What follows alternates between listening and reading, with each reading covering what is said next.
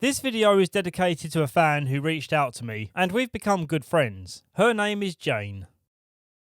The world of Scott Pilgrim feels somehow very realistic and relatable. Despite the outlandish mix of video game style editing and comic book presentation, the characters and world feel oddly familiar. But why? Why does this world feel so easy to be immersed in, when hardly any of what we see here relates to my comparatively normy life?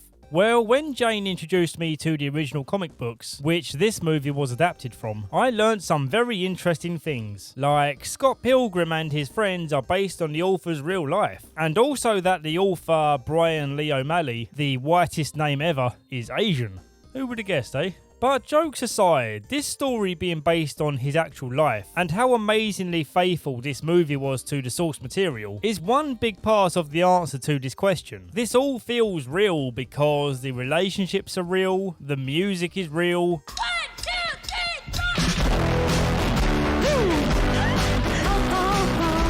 The story, while obviously being an exaggeration, tackles the type of teenage relationship dramas that most people have experienced in their life. Really went out with this guy? Yeah. In the 7th grade. And after watching this movie again for like the 50th time, along with the behind the scenes stuff and reading some of the comic books, I discovered many more interesting details that shows the level of dedication that Edgar Wright applied when adapting the story. And the same credit goes to the original author, who with some of these details helped us to connect to his world. So, let's begin learning all about the cool connections and most importantly, appreciate the F out of this great story.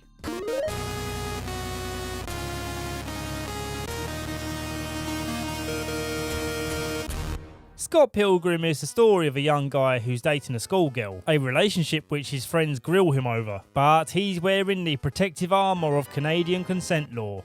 Right away, I found it interesting that Scott Pilgrim is shown as having a slightly sus relationship, which, while fine in the eyes of Canadians, I'm sure it raises louder alarm bells for the American audience, where she's still technically viewed as a child. Normally protagonists aren't made to dance this close to being on a register, if you catch my drift. But what this story does well is right away make it clear that his friends question his moral compass. Scott, if your life had a face, I would punch it. Yeah. Wait, what? I mean, are you really happy or are you really evil? Hate you. Even I would think twice about dating a 17-year-old. And I feel like this is a conversation that most people have experienced being a part of in real life. Not just about the age thing, but teenage years for me and my friends were full of weird relationships. You always had that one friend whose relationship you questioned, and you start judging their life choices. Like, no, Todd, don't go out with her. She banged my cousin's best friend. No, Stacy, don't go out with that guy. He's your English teacher. Shortly into Scott's relationship with Knives Chow, he meets this mysterious girl, who's literally the girl of his dreams. You're not alone. What? You're just having some idiotic dream. Her name is Ramona Flowers. She's one of those girls you'd probably find a bit cringe now for seeming like she's trying way too hard to be different. Like, you know, those TikTok girls who think that having pink hair and tattoos is a personality trait. But back in 2010, it was hot to be a Ramona Flowers type character. In this movie, she's kind of cold towards Scott. She gives off that don't care, too cool attitude. Whereas in the comics, she acts a little more warming towards him. Turns out, if Scott wanna be her lover, he's gotta get rid of her exes. Her 7 evil exes to be precise. In a series of amazing visual spectacle fights. Mr. Pilgrim! It is I, Matthew Patel. And this goal runs adjacent to his band's goal of getting a record deal. Something he also cares about, but not nearly as much as getting jiggy with Ramona. His first battle with an evil ex takes place while his band plays on stage, and we get to see how each ex played a role in Ramona's life, which I think is a really creative way to deliver exposition on a character. Matthew was the only non-white, non-jock boy in town, so the two of us joined forces, and we took them all down. We had three notable connections for this scene. The first is Scott's Plumtree t-shirt. Plumtree was the author's favourite band at the time. And second is that the name Scott Pilgrim comes from the title of a Plumtree song. And this song actually slaps quite hard, so I'd recommend you go listen to it. And third is that young Neil, who's essentially a tag-along roadie friend, is wearing a Sloan t-shirt. And a guy from the Sloan band was the music coach for the actors. There's lots of references to Sloan in the books, and you see in some of the books people have Sloan t-shirts.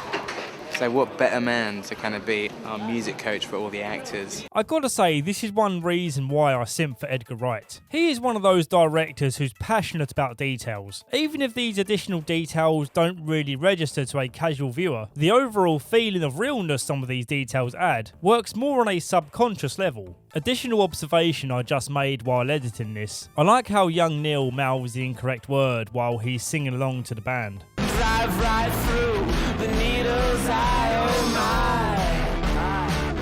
This decision gives depth to his character, even though it's not really needed as he's just a side character. But in terms of connecting us to the real world, this is the kind of small, awkward detail we can relate to. Like when you're trying to be part of a scene, but then you make yourself look like a poser by messing up on a small detail of the thing you're supposed to be into. Or you might have a friend like this who supports your creative endeavours, but isn't personally invested on the same level like a natural fan would be.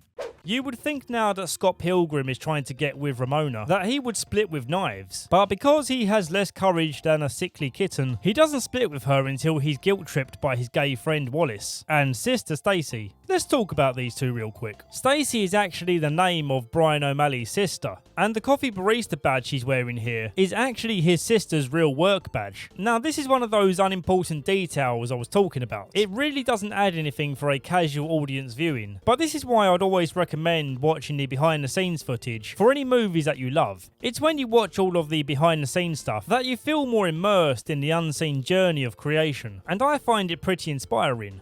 So Wallace. Let's talk about Wallace. He adds a lot to this movie. He's frequently Scott's anchor to ground him back to reality. More like a brother than a friend, but like one of those brothers who's brutally honest with you. Not necessarily to knock you down, but more to make you realise the times when you're being a dick. I think she's the girl in my dreams. Then you should break up with your fake high school girlfriend. You have to break up with knives. That poor angel. Today. And the fact they share a bed together without it being awkward or pointed out as being unusual gives you a great insight into the history they have together. It reminds me of Charlie and Frank sharing a bed in Always Sunny. Like, to most people, this seems kinda gay, but it's really not. They're just bros on a super comfortable level. Gonna give a quick shout out to this movie's editing before we move on with the story, because this editing is a masterclass in seamless creative transitions. Here's a few of my favourites. Scott! What? You only played one note for that entire song. Can I get back to you on that? Let's do that one again. Sorry, what are we doing? I told you like 50 times. We're going to this party, retard. If I had to pick out a favourite Evil X, it would definitely be Lucas Lee, played by none other than the Cap and the most boring version of Buzz Lightyear, Chris Evans. He's my favourite purely because his death is the funniest, in that his ego forces him to prove that he can grind this rail that's far too long, and instead of nailing the ending, he fails and explodes. Wow. Yes! He totally bailed. I didn't get his autograph. Also, his lines were delightfully cheesy. I'm not done with Oh! Looks like you're seeing double. My friend Jane's favourite X is Roxy, and this fight is definitely the most well choreographed and entertaining. Part of that entertainment is seeing Scott's reservations about hitting a girl, so Ramona helps out by working him like a puppet. Fight your own battles, lazy ass! He then learns her weak spot is the back of her knees.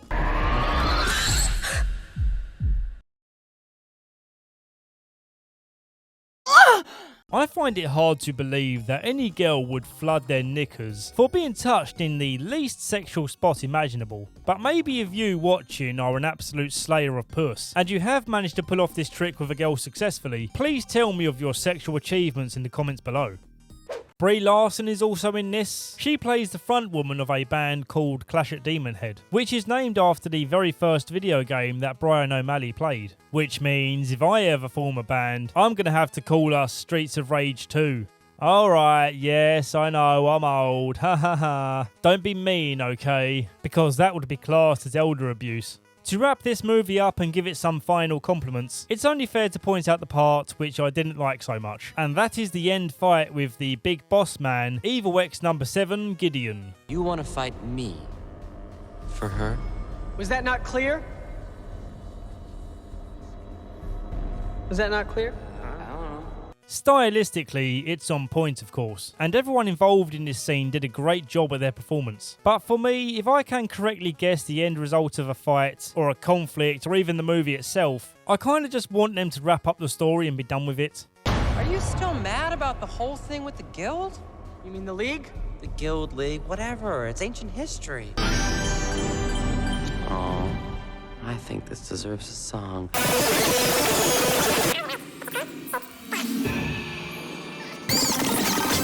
I decided to skip to the last pages of the last comic book to see if this fight scene dragged out just as long, but I found not only was it just as long, it was somehow even longer. There's many things this movie cut out, and I'm quite glad for it, because this end fight in the comics feels like it takes an eternity to read. Again, this is just a preference thing. I don't have the best patience when it's obvious how a conflict will conclude. Yes, you could argue that the journey is more important than the destination, but I would prefer that both feel like a ride in which I don't get slightly bored towards the end. So that's just a slight personal issue that I took from the film, which overall is superbly entertaining. Hi. Big fan. Why wouldn't you be? And going back to the original point of this video, the amount of effort involved to make this world seem real, and respectfully stay closely connected to the person who wrote the story, this all deserves all of the praise we can give it. In some cases, we're being exceptionally faithful, verbatim, and key kind of frames of the artwork. I would like to once again thank Jane for her recommendation, and normally I don't shout people out, but there is a special reason why I chose to make the exception here, and it's a reason which I may reveal one day, if she of course wishes me to. But until then, this reason's going to remain a mystery. What isn't a mystery, however, are these wonderful people who support me on Patreon. You guys are like a rock band I simp for. Let it be known, however, that I have love for anyone watching this. Thank you for being here.